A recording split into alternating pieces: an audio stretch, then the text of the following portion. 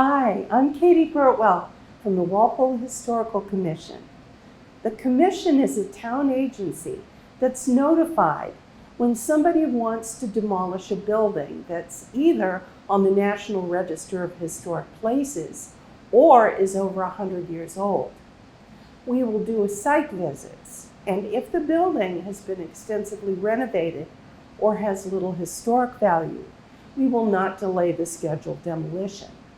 However, if the building has historic or architectural significance, we will vote to delay the demolition for up to 1 year. The purpose of the delay is to encourage the property owner to seek alternatives to demolition. Since the town of Walpole will be celebrating its 300th birthday in 2024, the Commission has also created a program to preserve the memories, photos, and memorabilia of our citizens who remember Walpole back in the day. Our program is called Stories of Historic Walpole. We're asking Walpole seniors, people 60 and over, to participate. Next year, I'll ask for citizens from 40 to 59 for their recollections. Now, it used to be that you could place anyone in Walpole by asking them 3 questions. Number 1, what year did you graduate? Number 2, white church or brick?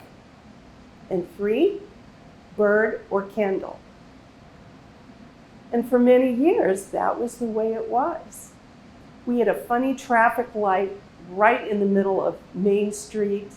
We had fire whistles and factory whistles that marked off our days and sometimes our disasters. Some folks took the commuter train to Boston, but many of us and our folks worked right in Walpole. And back then, Walpole was known as the friendly town. Recently, I was speaking to a woman who'd lived in Walpole for at least a decade, and I shared with her that my in-laws had worked at Kendall for their entire professional lives. And she looked at me and said, "What's Kendall?" Well, at first I was shocked, and then I remembered Kendall has been gone for years and years. Kendall, Bird, Fales, even woodworkers, they're all gone. We seniors are the only people who remember them, and now is our time to preserve those memories for future generations. It's a sad fact that when we pass away, a lot of our stories will go with us. Many seniors who pass away also leave all these wonderful photo albums, and the grandkids often put them in the recycling bin because they have no idea who those people are in the pictures. Have you had time to write your memoirs? To label each picture in all those albums? I haven't. Life is just too busy. So let's try the next best thing. Stories of Historic Walpole will preserve some of your great photos of Walpole and your stories about living and working here, not only for our Walpole 300 celebration, but for all time. It's my dream that they'll survive until our next big anniversary, our 400th in 21-24. We'll all be gone, but hopefully our stories will remain. It's easy for you to participate. All you have to do is sign up at the Council on Aging at the South Street Senior Center for a time at which you can tell your favorite stories about how Walpole used to be. Complete a permission slip that we have on hand so that I have your permission to use your image and story.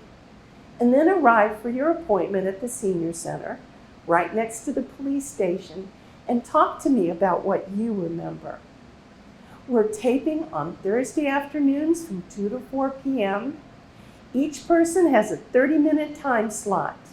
Walpole Media will film our interview, and these stories will be used to celebrate Walpole 2024, and beyond. You can bring memorabilia and photos if you like, and Walpole Media will digitally preserve them. So, what if you don't like your picture taken? Frankly, we are the town elders, and we are the ones who remember. And we look exactly the way we're supposed to look.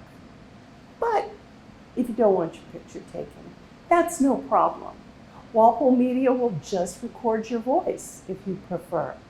But if you do that, you better bring me some photos so we can have your voice over as you describe what's in each picture. Now, what if you're housebound and you cannot come to the senior center? Or what if you don't live in the area anymore? Well, when this program was first designed, we believed that we could come to your house and film you there.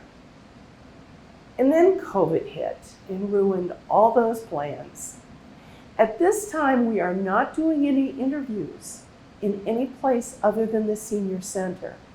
We will have to wait for the proper time in the future to go into people's homes safely. But what can you do in the meantime if you can't come to the senior center? There's a couple of ideas that I have. One, go to the Town of Walpole website, https://www.walpole-ma.gov/ and click on the Walpole Historical Commission. Download a permission slip, complete it, and print it out. This is necessary for us to be able to use your story and your images. Then you can have a loved one record you on their own camera or even on their cell phone. Or if you're high-tech like me, you are talking to a woman that owns not only 3 VCRs, 2 cassette players, and an 8-track player. You can just record your stories on an audio cassette. Send me your cassette and I will be happy to type it up for you as a transcript. So once you've done that, your recording and your permission slip, don't forget that, can be sent to me, Katie, at historical@walpole-ma.gov. Or they can be dropped off or mailed to Walpole Town Hall, 135 School Street, Walpole, Mass. 02081. Put it to my attention. Don't forget your permission slip because I can't use your story without it. So that's how you do it. What should you talk about? Just about anything. What about your favorite teacher or your favorite year in school? What did you and your best friend used to do during summer vacations? And back in the 50s, before the days of seatbelts and helmets, our moms would just say goodbye at 9 a.m. and say, see you for dinner, and we would walk around Walpole in big packs, and it was a lot of fun. So what about that? Or what big events? The downtown flood in 1955, the blizzard of 78? Do you recall? How about family stories? These are stories that everyone in your family knows. Even though you may not have been around for them, they can be a lot of fun too. Did you belong to the Scouts or the Campfire Girls? Did you have a part-time job in high school? How about parades and holidays and events at school or at Blackburn Hall? What about sports? And most importantly, what did your parents and your grandparents tell you about their recollections of life in Walpole? We can't hear from them anymore, but you can speak for them. Now, your childhood memories are probably a lot more accurate than you might believe. Little kids see and hear everything, and they remember details that newspaper reports or adult conversations miss entirely. For example, my husband at age 5 smelled smoke the day before Halloween 1957, And he walked up Lake Avenue. He walked down Common Street to South Street, right at the location of the new police station. And he watched the Schaefer Rag Company burn to the ground. He remembers that the fire trucks couldn't reach it, that they had to drive around the back of the high school to reach the fire.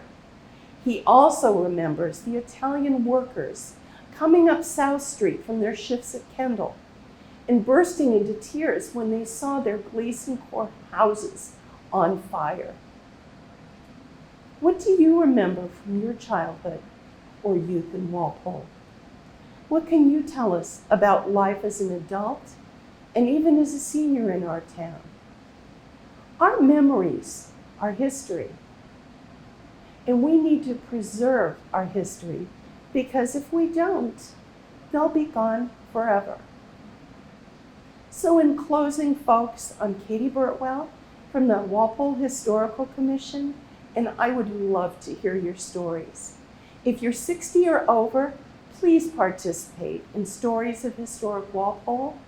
Just contact the Senior Center or drop by to sign up for your interview time.